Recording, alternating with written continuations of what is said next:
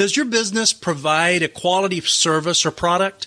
If the answer is yes, then there is a combination of tactics that can be customized to fit your unique business that makes your business super profitable, creates wealth, and makes a difference in the process. I know this because I've built a few tiny businesses to more than $70 million. You're listening to the Entrepreneurs Radio Show.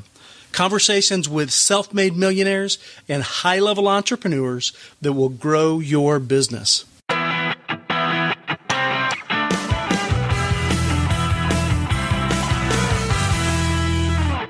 Hey, it's Travis Lane Jenkins. Welcome to episode number 113 of the Entrepreneurs Radio Show, a production of RockstarEntrepreneurNetwork.com, where each and every week I connect you with self-made millionaires and high-level entrepreneurs that explain their journey to success.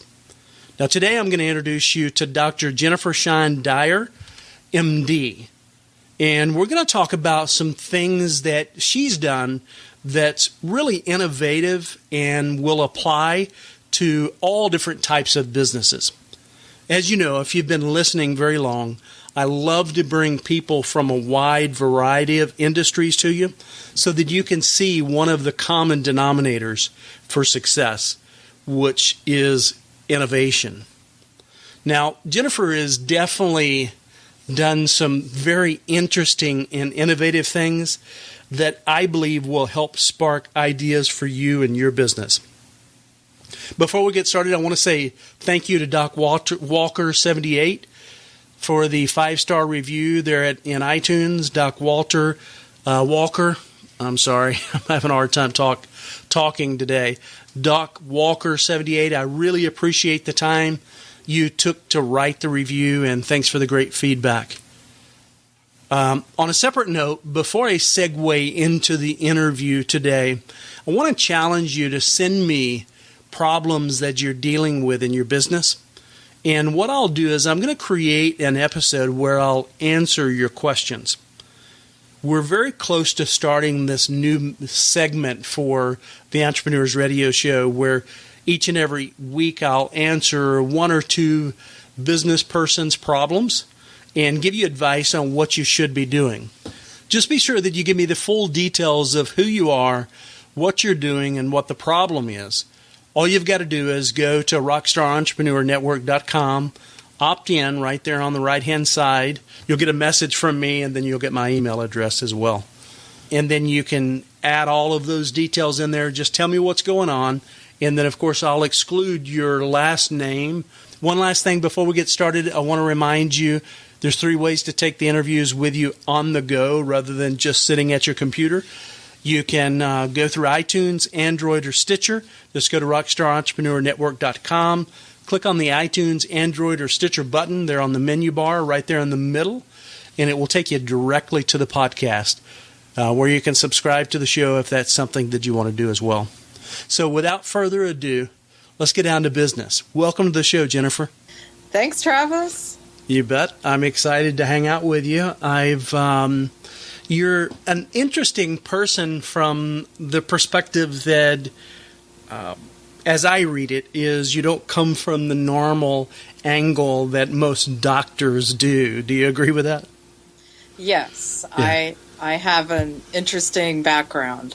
Right. So give us that journey of what brought you here today, because I feel like that's illustrative.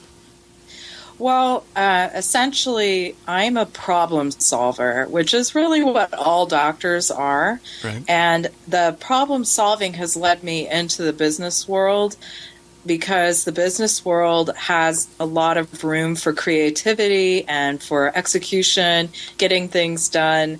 And my patients are savvy consumers, and essentially that's kind of where I found myself because I needed to solve a problem. I have consumer savvy patients, teenagers, right. And I needed a creative way to help solve the problem of them not taking their medicine. Mm-hmm. So essentially, I've always been relatively non-traditional in the sense that I was a journalism major in undergrad.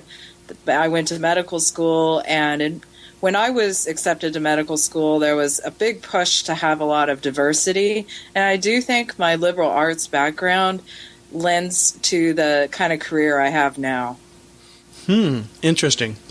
And so the things that you've described so far are right brain, mostly right brain oriented type things, yet being a physician traditionally is a left brain skill.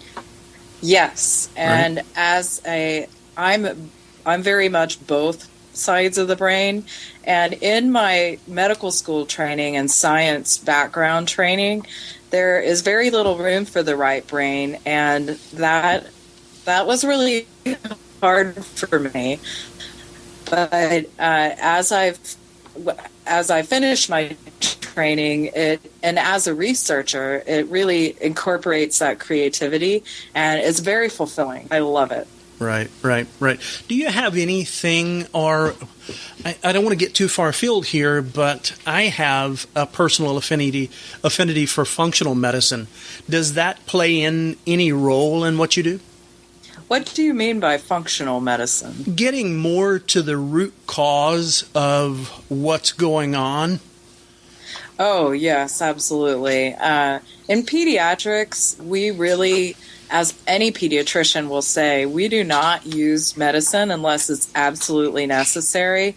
And we try to make natural solutions as much as possible because a child is not meant to be on a lot of medicines. Right. So we tend to be fairly holistic as pediatricians, and I think that's what you're yes. alluding to, right. But trying to find the actual cause instead of covering up the symptoms. Mm-hmm. I feel like most doctors have been trained to either prescribe a pill for it or want to cut the problem out, when a lot of times it's a series of things that the patient needs to take under control that requires work, time, and effort, and most people don't want to put that time and effort in, and also the doctors have not been trained to go down that path.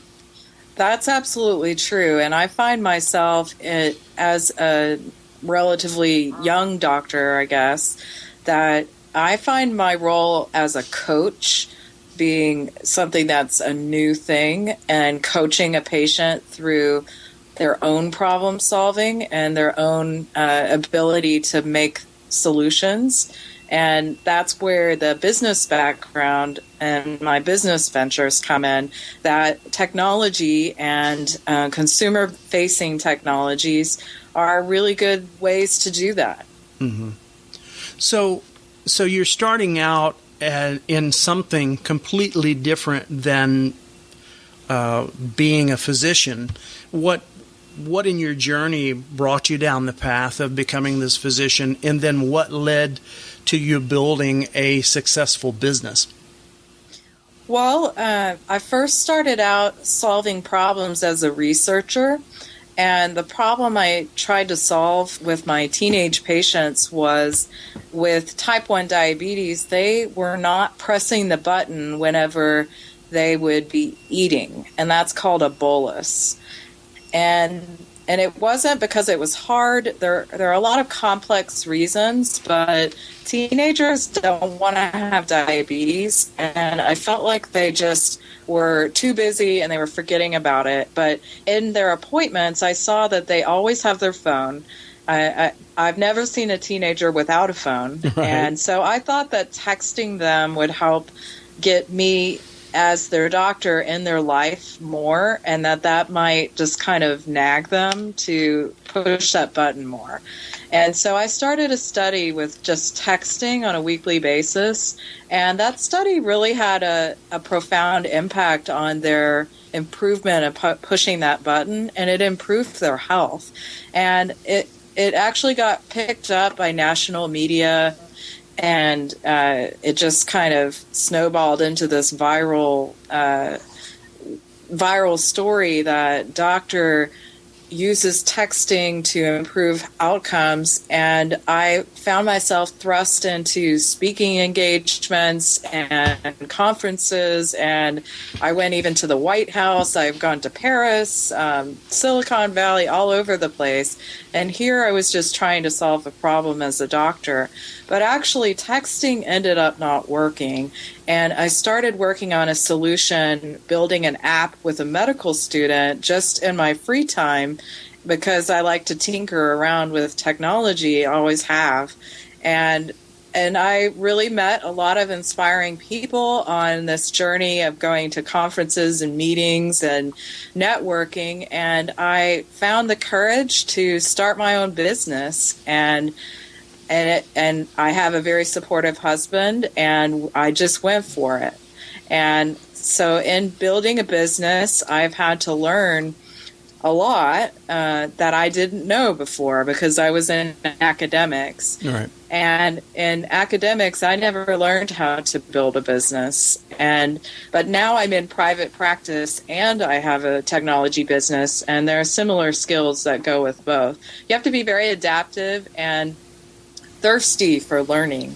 So I actually got accepted into an accelerator here locally, and there were a lot of competitive candidates, and I felt very honored to be chosen. And I really kind of got an MBA on the fly by learning that summer in the business-related accelerator. It wasn't healthcare, Right. how a business, specifically a technology business, works. So is it a SaaS type business, service, software as a service? Yes. Okay. Yeah, and so those are actually an ideal business model for a lot of people, because they don't have a lot of the lower level bottleneck problems with service-based businesses, right? Exactly. Yeah. So, the learning curve for you is gigantic when you Yeah. because social media is one thing, right? Yeah. Business is another. Yeah. Online apps, all of those things that are related to that's a whole different thing. And then, like you said, there's some correlations of business between the two, but they're all very steep learning curves. You must have an affinity for learning. I'm lucky. I'm highly curious, and I am a quick learner. But as a doctor, I'm always learning, and that's what I like about being a doctor, and that's what I like about the technology field. It's very challenging. My patients, though, the kids in our practice, they're really smart. They are constantly hacking their meters, trying to switch up on me about their data, and I can always tell by what their hemoglobin A1C or their biomarkers are, but these kids are hacking their meters. They're building robots to solve the Rubik's Cube in 6 seconds. I mean, I have to keep up with them, and I love it. But yeah, it's a big learning curve. But the kids, they really inspire me. I feel like I don't know enough because of the kids. Right. We're in a really interesting era right now. Things are changing and growing and evolving at such a breakneck speed that I feel like even the medical industry is on the verge of some pretty incredible breakthroughs. One of the things that I wanted to go back, I was interested in understanding the lesson that you learned. Whenever the texting didn't work, why did it not work, and what was the option? Well, my educational background is I have a master's in public health and health behavior change. And health behavior change, there are several different theories about what motivates people to do a positive health behavior. And B.J. Fogg's health behavior model that he developed at Stanford talks about how best to use a technology to motivate positive behaviors. And the texting that I was doing was only doing one of the 3 principles. And the three principles, one of them that the texting was doing was being a reminder or an alert. Mm-hmm. But a technology needs to have also education about that particular behavior, but it also needs to have a motivation for that behavior, about some kind of incentive or reward program, something that entices the user, something beyond that behavior itself. So a teenager, you cannot tell a teenager, well, don't you just want to push that button because you'll be healthy? And they're like, no. That's basically what they say. But if you say, well, would you like some money if you push that button, then they're like, yeah. And essentially, I learned at first that I needed a technology that provided some kind of reward. So the first thing that I did was have an app, the EndoGoddess app, that essentially gave iTunes points whenever they would check their blood sugar 4 times a day. Mm-hmm. And that also had the reminder component because there were alarms, and it had a lot of informational component for checking blood sugars and having access to other people that have diabetes in the social sphere. So the next stage of the business is called EndoGoal, and that's what I'm currently working on, which is a transaction platform where your friends and family can sponsor you, and you can get real money for checking your blood sugars. Ah, well, you know what that's called? That's called gamification. Yes, absolutely. Right? And so in our office, we're as a doctor that works with teenagers, I have to be creative. I have to motivate them because I don't want to see them on a dialysis machine when they're 30, and I have to find things that work. And our office, right now, we're trying a black belt ninja game of diabetes where I'm going to have a master's of computer science student working with us to create a mobile app game coinciding with our game here in the office. Being in Columbus, Ohio, we have the Ohio State University and many talents right here that I'm going to be using and find very helpful and inspiring as an entrepreneur. You know, I completely agree with you and understand where you're going with that. I think about the 3 things that you mentioned. So the reminder, needs education, needs motivation. And so with the texting, it was just the reminder. Yeah. And then even, I find when working with people, telling them, so you told them, do this and you'll get healthier. Well, that's not enough. If you educate them and say, explain why, beyond just getting healthier, explain the ramifications of what could happen. That you could lose your sight, or you could lose your capacity, you could lose your feet, or maybe not something that drastic. But if people understand on a deeper level why they need to do something, and then you tie some gamification in it, it really becomes much more of a desirable action for that person. Yes, but I will tell you that fear, typically, at least with teenagers, it doesn't work. So if you say, like, you're going to lose your foot when you're 30, well, they say, well, 30 is old, and I don't care. I'll just be in a nursing home. Sometimes they say that because they can't developmentally think. They don't realize that 30 is really not old. Right. To them, they think it's old. Right. So so that argument, works for you and I, but it doesn't work for teenagers. They understand right now. So I do have to educate them. They know it's important, but I need to entice them. And that's where gaming comes in. Right. And so when you did educate them, what type of things, if it wasn't fear-based, and I'm not for fear-mongering anyways, I'm much more for fact-based education. What what type of education did you offer them beyond just this will make you healthier?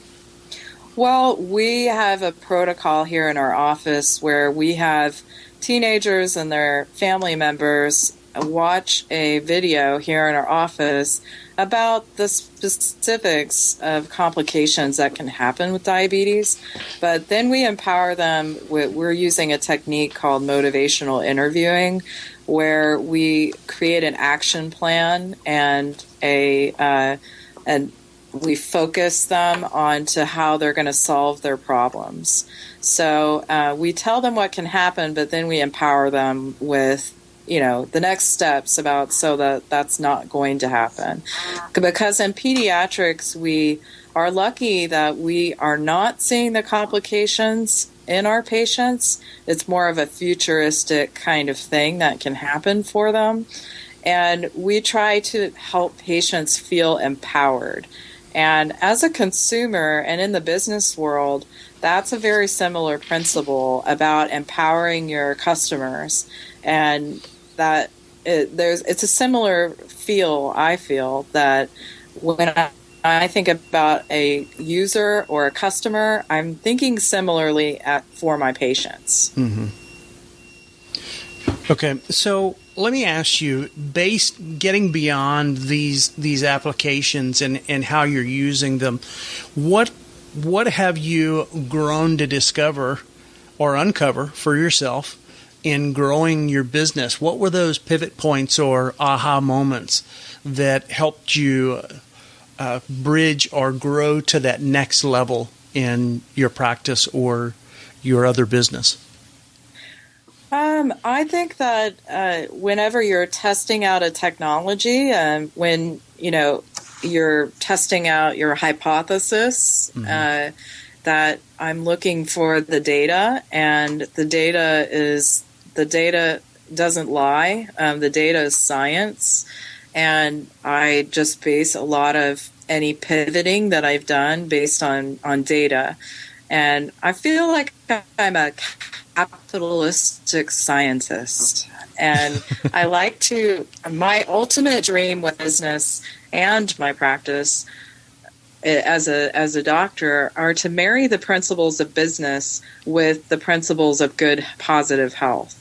I think it's possible, and I don't think I'm there yet, but I do think that the two forces can be aligned for good. Oh, without a doubt. Without a doubt.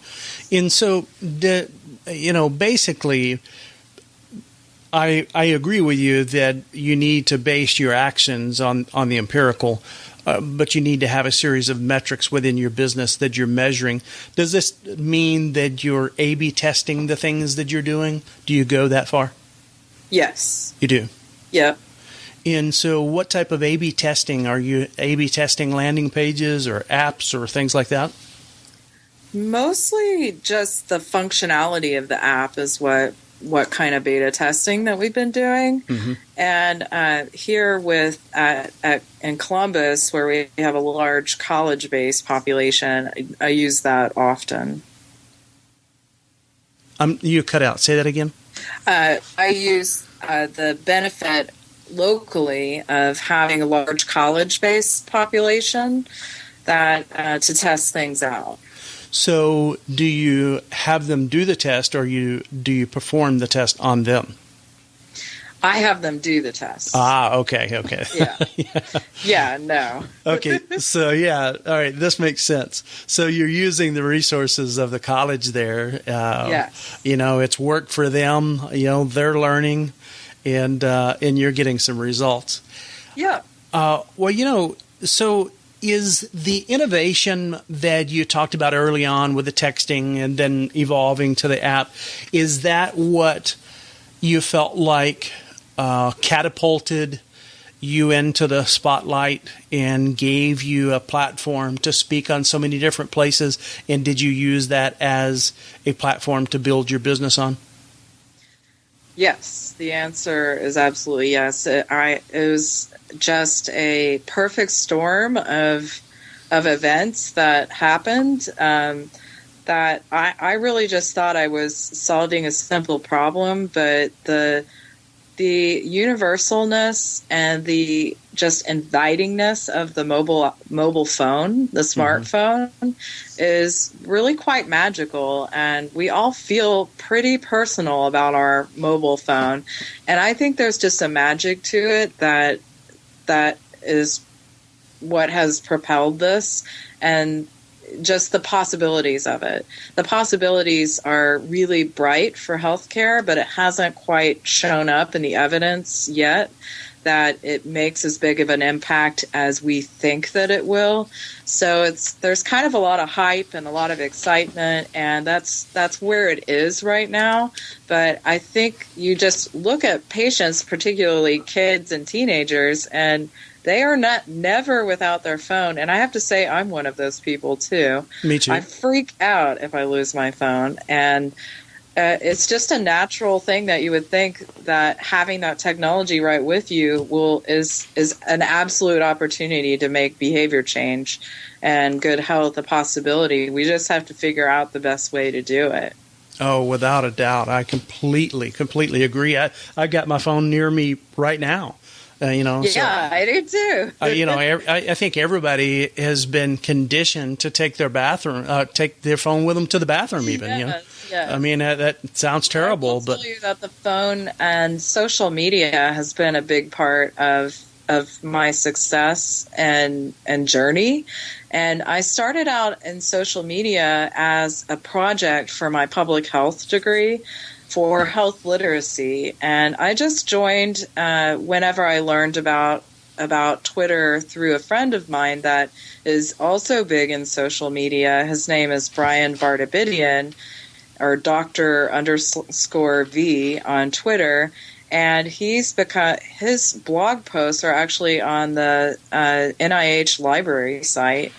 They've been categorized, and I just, as a journalism major, I've been blogging, and, it's just a natural extension for me that I pontificate about what's going on. And I started my name, Endo Goddess, as just cheeky, and my patient gave me that name. I called her a pink lady because she likes to wear pink and sparkly, and she calls me her endocrinologist, and an endo goddess because I like to wear lots of bling and just cute fashion. So I just called myself Endo Goddess, and it really took on. It was a platform, Twitter, that just was really easy for me to use because of my mobile phone. So right when I signed up, I was killing time at the airport in Santa Fe, because I'd gone to a conference about health literacy, and that's where I learned about Twitter.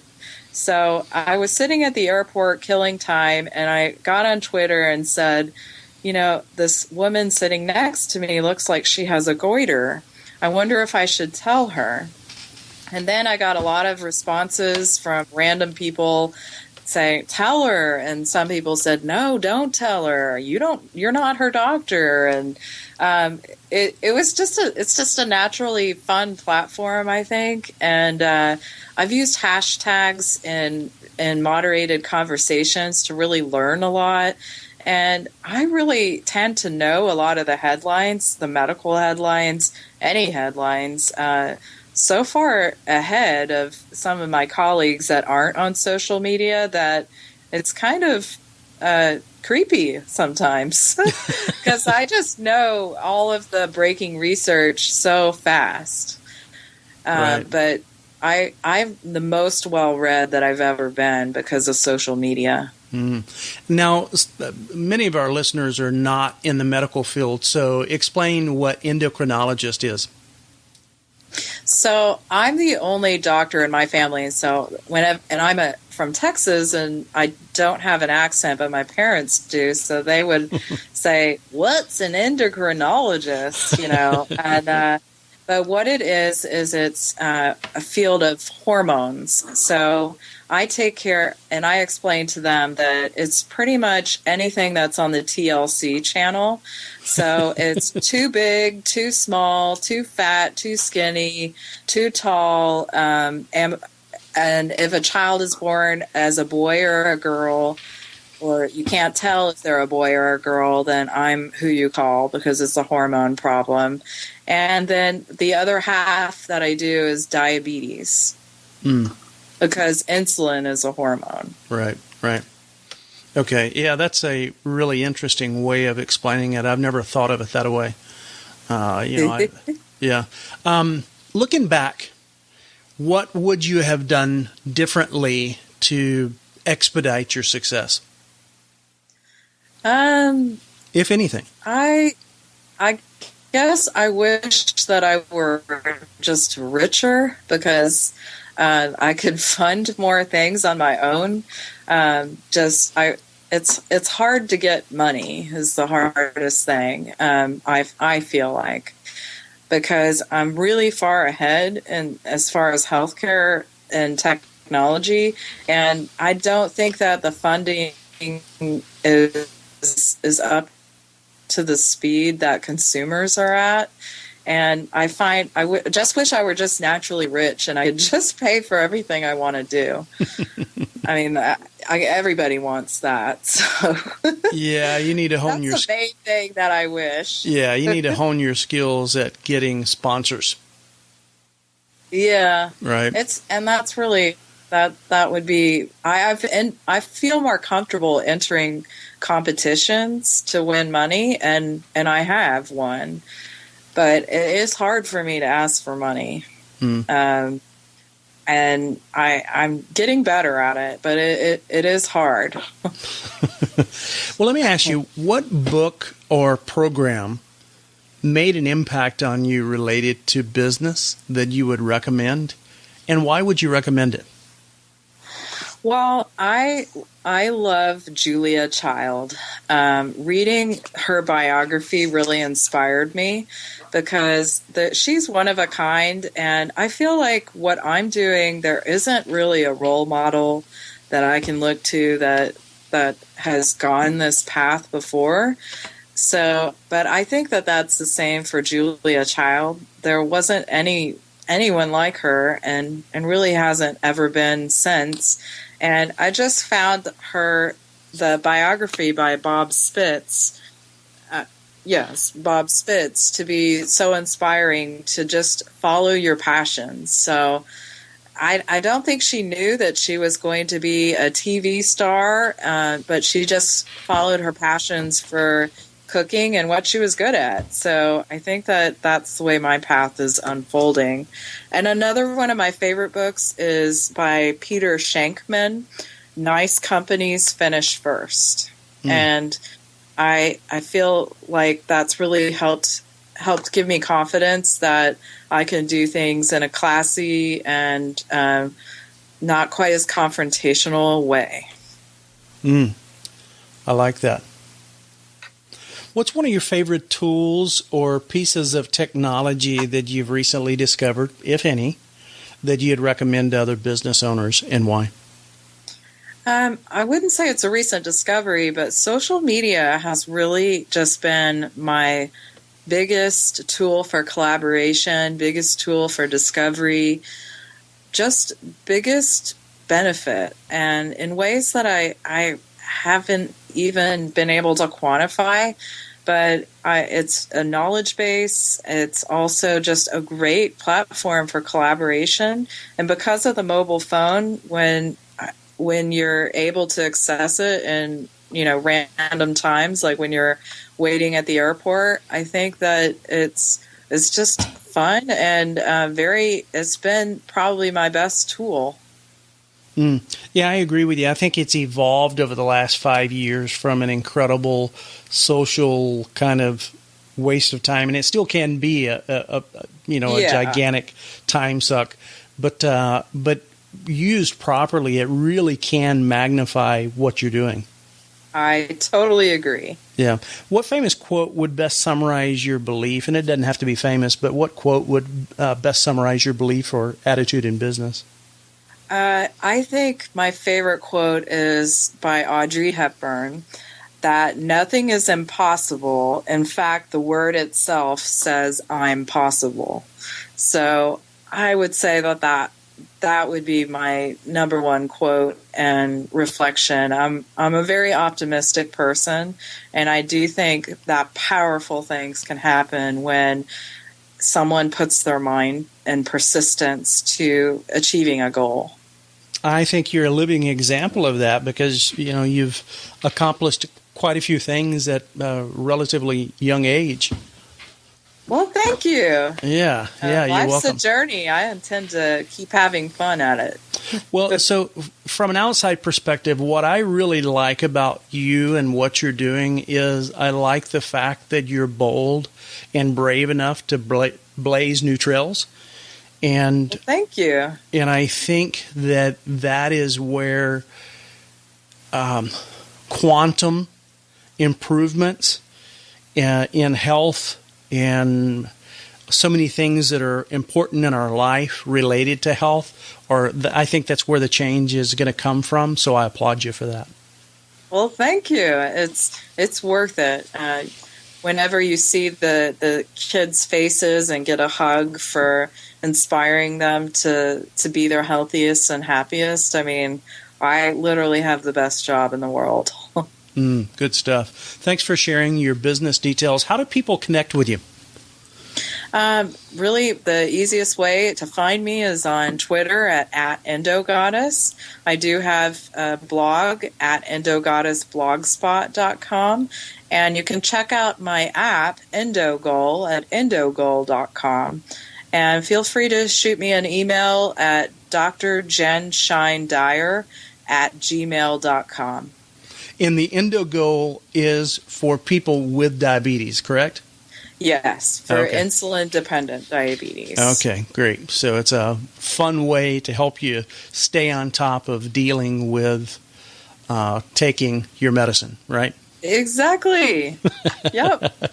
Excellent. Thank you very much. Remember that you can find all the links to the books and resources mentioned in the show notes. Just go to rockstarentrepreneur.network.com. It's a site that we've been building out that is completely focused on giving you the resources to help you grow your business.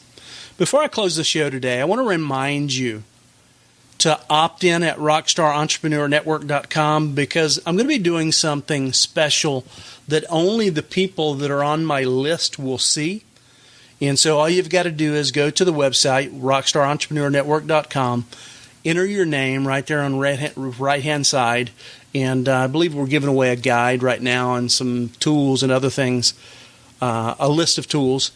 Just enter your information there, and you'll have my private contact information, and you'll be privy to some of the things that we're going to be rolling out to the people on the list. So I'd like for you to be a part of that as well. My quote today comes from Norman Vincent Peale, and the quote reads, "People become really quite remarkable when they start thinking they can do things. When they believe in themselves, they have the first secret of success." This is Travis Lane Jenkins signing off for now. To your incredible success, my friend. Take care.